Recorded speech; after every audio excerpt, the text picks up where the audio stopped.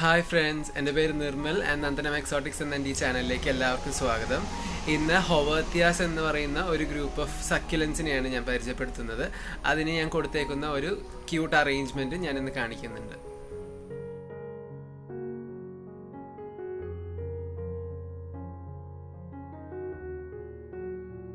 ഹൊവേർത്തിയാസ് ശരിക്കും വെള്ളം അധികം വേണ്ടാത്തൊരു ഗ്രൂപ്പ് ഓഫ് സക്യുലൻസ് ആണ്. അത് നമ്മളുടെ അലോവേരയ്ക്കൊക്കെ അടുത്ത് ഒരു കസിനായിട്ട് വരും, അല്ലെങ്കിൽ അതിൻ്റെ ഒരു ക്ലോസ്ലി റിലേറ്റഡ് സ്പീഷീസ് ആണ്. ഇന്നത്തെ വീഡിയോ അത് കാരണം ഇഷ്ടപ്പെടുന്നതായിരിക്കുന്നു. വീഡിയോയിലേക്ക് കടക്കുന്നതിന് മുമ്പ് ഫ്രണ്ട്സ് എല്ലാവരും സബ്സ്ക്രൈബ് ചെയ്യാൻ മറക്കരുത് ചാനലിലേക്ക്. അതുപോലെ തന്നെ ആ ബെൽ നോട്ടിഫിക്കേഷൻ ബട്ടണും കൂടി ഒന്ന് പ്രസ് ചെയ്യണം, എന്നാലും നിങ്ങൾക്ക് എൻ്റെ പുതിയ വീഡിയോസിൻ്റെ നോട്ടിഫിക്കേഷൻ കിട്ടുള്ളൂ. So let's get into the video.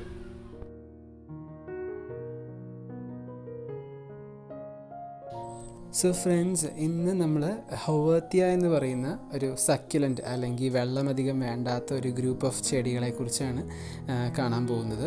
ഇതെൻ്റെ കളക്ഷനാണ്. ഞാനപ്പോൾ എൻ്റെ ടെറസിലെ ഈ ഒരു കോർണറിലാണ് ഇവരെ മൊത്തം ഒരുമിച്ച് ഡിസ്പ്ലേ ചെയ്തേക്കുന്നത്. ഇതിന് കാരണം അവർക്ക് രാവിലത്തെ ഇളം വെയിലും പിന്നെ ബാക്കി ദിവസത്തിൻ്റെ സമയം മൊത്തം ഒരു തണലും ആഗ്രഹിക്കുന്ന ഒരു ചെടിയാണ്. ഡീപ്പായിട്ടുള്ള ഷെയ്ഡല്ല, കുറച്ച് ഇളം വെളിച്ചം കിട്ടുന്നൊരു സ്ഥലം. അപ്പോൾ നമ്മളുടെ അലോവേരയുടെയൊക്കെ വളരെ ക്ലോസ് ആയിട്ടുള്ളൊരു പ്ലാന്റ് ഫാമിലിയാണ് ഈ ഹൊവേർത്തിയാസ് എന്ന് പറഞ്ഞാൽ. ഒരുപാട് സ്പീഷീസ് ഉള്ളൊരു വലിയ ഫാമിലിയാണ്. എല്ലാം മിക്കപ്പോഴും ചെറിയ പ്ലാന്റ്സ് ആയിരിക്കും. ഇപ്പോൾ ഈ വീഡിയോയിൽ കാണുന്നത് പോലെ ഇതിൽ കാണുന്ന മിക്കതും ഇപ്പോൾ മെച്യൂർ അല്ലെങ്കിൽ അതിൻ്റെ ഒരു പൂർണ്ണ വളർച്ച എത്തിയ ചെടികളാണ്. ഇതിങ്ങനെ ക്ലംപ് ചെയ്ത് ചട്ടി നിറയെ ആവുന്നൊരു പ്രകൃതമാണ് ഇതിൻ്റെ വളർച്ച. അപ്പോൾ താഴ്ത്തുനിന്ന് കണ്ണ് പൊട്ടി അല്ലെങ്കിൽ പബ്സ് ഉണ്ടാക്കിയാണ് ഇതിനെ നമ്മൾക്ക് പ്രൊപ്പഗേറ്റ് ചെയ്യാൻ പറ്റുന്നത്. ഇതിന് ഫ്ലവേഴ്സ് ഉണ്ടാവും, കുഞ്ഞു വൈറ്റ് ഫ്ലവേഴ്സ് ഇങ്ങനെ നീണ്ടൊരു സ്പൈക്കിൻ്റെ അറ്റത്തുണ്ടാവും. പക്ഷെ അത് കാണത്തക്ക രീതിയിലുള്ള വലിയ ഭംഗിയൊന്നും ഇല്ലാത്തതുകൊണ്ട് അതിനു വേണ്ടിയല്ല ഈ ചെടി വളർത്തുന്നത്. ഇതിൻ്റെ ഇലയുടെയും ഈ ഓരോ പാറ്റേൺസ് കാരണമാണ് ഇത് വളർത്തുന്നത്. പിന്നെ ഇതിന് നല്ല ഡ്രെയിനേജ് വേണം. നമ്മുടെ അലോവേര വളർത്തുന്നുണ്ടെങ്കിൽ അതിനേക്കാൾ കൂടുതൽ ഡ്രെയിനേജ് വേണം. കാര്യം ഇതിൻ്റെ റൂട്ട്സ് ഭയങ്കര ഡെലിക്കേറ്റും ഒരുപാട് ദിവസം വെള്ളം തങ്ങി നിൽക്കുകയാണ് അല്ലെങ്കിൽ കുറച്ച് നനഞ്ഞ മണ്ണ് നിൽക്കുകയാണെന്നുണ്ടെങ്കിൽ ചീഞ്ഞു പോകാൻ ഭയങ്കര എളുപ്പമാണ്. സോ എപ്പോഴും നിങ്ങൾ ഉപയോഗിക്കുന്ന മണ്ണ് വളരെ ഫ്രീ ഡ്രെയിനിങ് ആയിരിക്കണം. ഒരുപാട് ചരലും ചെറിയ കഷ്ണം കല്ലൊക്കെ ഉണ്ടെങ്കിൽ പെട്ടെന്ന് നമ്മൾ ഒഴിക്കുന്ന വെള്ളം ഡ്രെയിൻ ചെയ്ത് പോകും. പിന്നെ ടെറാക്കോട്ട പോട്ട്സ്, അധികം ഗ്ലേസ് ചെയ്യാത്ത ടെറാക്കോട്ട പോട്ട്സിലാണ് നടുന്നതെന്നുണ്ടെങ്കിൽ അതും ഒരുപാട് ആ വെള്ളത്തെ പെട്ടെന്ന് വലിച്ച് മീഡിയം പെട്ടെന്ന് ഡ്രൈ ആക്കാൻ ഹെൽപ്പ് ചെയ്യും. വേറെ പ്രത്യേകിച്ച് ശ്രദ്ധിക്കേണ്ടതെന്ന് പറഞ്ഞു കഴിഞ്ഞാൽ നമ്മുടെ കാലാവസ്ഥയിൽ കേരളത്തിൽ സ്വതവേ സക്യുലൻസ് പെട്ടെന്ന് ചീഞ്ഞു പോകാൻ ചാൻസ് ഉള്ളൊരു ക്ലൈമറ്റാണ് നമ്മുടെ ഈർപ്പാവസ്ഥ ഭയങ്കര കൂടുതലായതുകൊണ്ട് നമ്മൾ വെള്ളം ഒഴിക്കുന്നത് കൊണ്ട് മാത്രമേ വെള്ളം ഒഴിക്കുന്നതിൻ്റെ തോത് കുറച്ചുകൊണ്ട് മാത്രമേ നമുക്ക് സക്യുലൻസിനെ ഒരു കുറച്ച് നാളത്തേക്ക് ഗാർഡനിൽ ജീവനോടെ കാണാൻ പറ്റൂ. അതിന് ഏറ്റവും മെയിനായിട്ടുള്ള കാര്യം എന്ന് പറഞ്ഞാൽ ആഴ്ചയിലൊരിക്കൽ അല്ലെങ്കിൽ മാസത്തിൽ 2 പ്രാവശ്യമൊക്കെ നമ്മൾ ചെടിക്ക് വെള്ളം ഒഴിക്കേണ്ട ആവശ്യമുള്ളൂ. അതിൽ കൂടുതൽ ഒഴിച്ച് കഴിഞ്ഞാൽ ഇത് ഉറപ്പായിട്ടും കേരളത്തിലെ കേസിൽ പെട്ടെന്ന് ചീത്തയായി പോകും. ഇവിടെ ഞാൻ ഉപയോഗിച്ചേക്കുന്ന ഈ 4 പോട്ട്, ബൗളിൻ്റെ ഷേപ്പിലുള്ള ഈ പോട്ട്, 3 വെള്ളയും ഒരു കറുത്ത പോട്ട് എന്ന് പറഞ്ഞാൽ ഞാൻ DIY കോൺക്രീറ്റ് നമ്മളുടെ സിമെൻറ്റ് വെച്ച് ഉണ്ടാക്കിയെടുത്തതാണ്. അത് വാങ്ങിച്ച ചട്ടികളല്ല. അപ്പോൾ നമ്മളുടെ ഇപ്പോൾ യൂട്യൂബിൽ ഒരുപാട് ചട്ടി എങ്ങനെ ഉണ്ടാക്കണമെന്നുള്ള വീഡിയോ കണ്ടിട്ട് ചെയ്തതാണ്. ഇവിടെയുള്ള 2 പാത്രം വെച്ച്.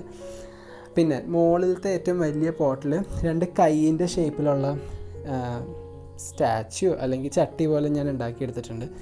അതും ഈ പറഞ്ഞ പോലെ യൂട്യൂബിലൊരു DIY കണ്ട് ചെയ്തതാണ്. അപ്പോൾ അത് നമ്മൾ ഡോക്ടേഴ്സൊക്കെ ഉപയോഗിക്കുന്ന ഗ്ലൗസിൽ സിമെൻറ്റ് നിറച്ച് ചെയ്തെടുക്കുന്നൊരു ചട്ടിയാണ്. അത് ഞാൻ എവിടെ വയ്ക്കണം എന്ന് വിചാരിച്ച് എനിക്ക് അവസാനം ഇതിൽ വയ്ക്കാൻ തോന്നി വെച്ചു.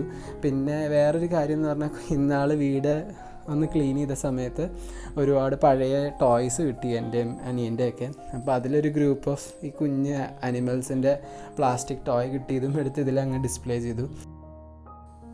അപ്പോൾ ഈ ഒരു ഡിസൈനിൽ നിന്ന് ഞാൻ എന്താ ഉദ്ദേശിച്ചതെന്നും കൂടി ഞാൻ നിങ്ങൾക്കൊന്ന് പറഞ്ഞു തരാം. ആ കൈ എന്ന് പറഞ്ഞാൽ ഞാൻ ഉദ്ദേശിക്കുന്നത് പ്രകൃതിയുടെ തന്നെ കൈയാണ്. അപ്പോൾ ആ പ്രകൃതിയിൽ നിന്ന് നമ്മൾ ഏറ്റുവാങ്ങുന്ന ഈ ഒരു ജീവൻ്റെ എനർജി, അതാണ് ഇതിൽ നിന്ന് ഉദ്ദേശിക്കുന്നത്. അത് വേറൊരു ആംഗിളിലും ചിന്തിക്കാം. മനുഷ്യരുടെ റോൾ ഇൻ പ്രകൃതിയിൽ മനുഷ്യർക്ക് എന്ത് ചെയ്യാൻ പറ്റും, നമുക്ക് അതിനെ നശിപ്പിക്കാനും അതിനെ പരിപാലിക്കാനുള്ള കഴിവുണ്ട്. അപ്പോൾ എപ്പോഴും നമ്മൾ അതിൽ റൈറ്റ് ചോയ്സ് തിരഞ്ഞെടുക്കുക എന്നുള്ളതാണ് ഈ ഒരു സെറ്റപ്പിൽ നിന്ന് ഞാൻ ഒരു തീം സെറ്റ് ചെയ്തത് ഇതിന്. പിന്നെ സക്യുലൻസ് പൊതുവേ നമ്മൾ ഒരിക്കലും ഒരുപാട് വളം ചെയ്യരുത്. അതിന് വളർച്ച ഓൾറെഡി ഭയങ്കര സ്ലോ ആണ്. അപ്പോൾ നമ്മൾ വളവും കൂടി കൂടുതൽ ഇടയ്ക്കിടയ്ക്ക് ചെയ്തുകൊണ്ടിരുന്ന് കഴിഞ്ഞാൽ പെട്ടെന്ന് ഫംഗൽ അറ്റാക്സും ചെടിക്ക് ഓരോ രീതിയിലുള്ള പ്രശ്നങ്ങളും മുരടിച്ച് പോകാനൊക്കെ ചാൻസ് ഉണ്ട്. അപ്പം 4 മാസമൊക്കെ കൂടുമ്പോൾ ഒരിക്കൽ ഒരു ലൈറ്റ് ഡോസിൽ ലിക്വിഡ് ഫീഡോ അല്ലെങ്കിൽ കമ്പോസ്റ്റോ ഒന്ന് മുകളിലിട്ട് കൊടുക്കുകയോ ചെയ്താൽ മതി. അതിൽ കൂടുതലൊന്നും ചെയ്യരുത്. പിന്നെ വേറെ എനിക്ക് കാര്യമായിട്ടൊന്നും പറയാനില്ല. വീഡിയോ ഇഷ്ടപ്പെട്ടെന്ന് ഞാൻ വിചാരിക്കുന്നു. നിങ്ങൾക്ക് ഇഷ്ടമായെന്നുണ്ടെങ്കിൽ എൻ്റെ വീഡിയോ ലൈക്ക് ചെയ്യാൻ മറക്കരുത്. അതുപോലെ തന്നെ ചാനലിലേക്ക് സബ്സ്ക്രൈബ് ചെയ്യാത്തവർ സബ്സ്ക്രൈബ് ചെയ്യണം, ഞാൻ ഒന്നുകൂടി ഓർമ്മിപ്പിക്കുകയാണ്. സോ ഫ്രണ്ട്സ്, ഇന്നത്തെ വീഡിയോ ഇഷ്ടമായെന്ന് വിചാരിക്കുന്നു.